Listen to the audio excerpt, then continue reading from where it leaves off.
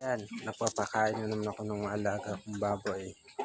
Ito, hindi pa to nasampahan kasi nasa 4 na buwan pa to. Saka dito naman, kakasampay lang ito. Siguro nasa pag ano pa yun.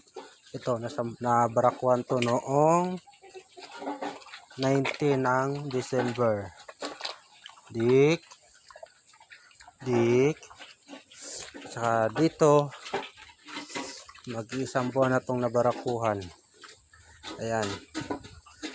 At ito naman, halos magkasabay lang to, siguro nasa 13 ata to sa December. Ayan, 4 sila. Tapos yung inahin ko nasa kabilang bayan. Okay? Sipag at tiyaga lang ang pag-aalaga.